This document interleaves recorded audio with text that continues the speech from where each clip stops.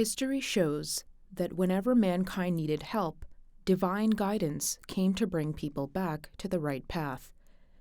Some of these teachings survive as holy books for the major religions of the world, but the question remains that do they still hold validity in this day and age, and can they really unite mankind towards peace? On Sunday, November 19th, Lajna Ima'illah Canada invited guest representatives from Christianity, Judaism, Hinduism, Sikhism, and Islam to present their views on this topic at the National Interfaith Symposium held in Tahir Hall in Vaughan, Ontario. So today's topic for the Interfaith Symposium, the relevance of my holy book for the modern world, was set with the intention of showing our guests that there is one author behind all of the holy books, and that in essence, all religions worship and believe in the same God. And in that way, we wanted this event to be a unifying force and to foster a sisterhood between women of different faiths.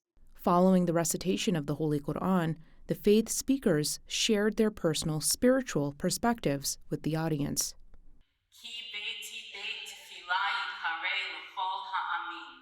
Because my house, God's house, will be called a house of worship for all nations. Every time I come and join this incredible community and we get to bring different faiths together and talk about different perspectives from our faith, the lesson that comes away for all of us is just how similar we are. In a time and a place in a world where there's a lot of divisiveness, a lot of hurt and anger, there's nothing better than to get to know our fellow community members. We all believe in the same God, I believe, and even though it has different names, but is one God.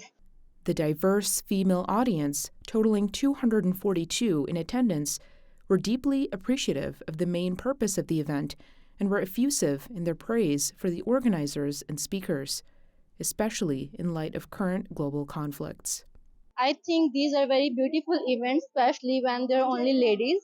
So the person feel more comfortable, like the woman feel more comfortable. I am always struck by how, first of all, how nicely women pull things together and how a group of strong, intelligent women put together such a beautiful event.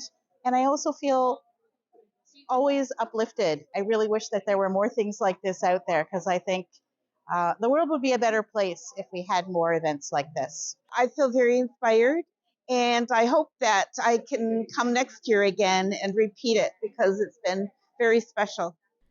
Visitors had the opportunity to browse through the various exhibitions and book stalls. Refreshments and mosque tours were also offered. I was able to make new friends, connections. I was able to take a tour of the mosque that's right next door and sit in on a 5 o'clock prayer, which I was very honored to be there for. By the grace of Allah Almighty, the event was a resounding success, as highlighted by the feedback received.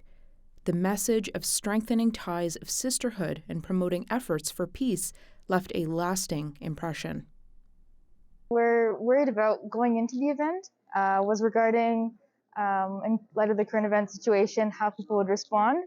But this only encouraged us to reach out to a lot more of our contacts, to share the peaceful teachings of Islam, to encourage people to educate themselves. And alhamdulillah, the feedback after the event has been very good.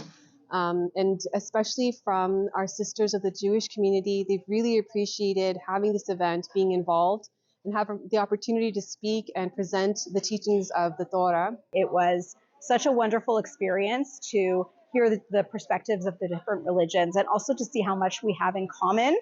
I think that we really need to be focusing on what connects us and what brings us together rather than what makes us different from each other. I think it's a very important component in the path toward peace all over the world.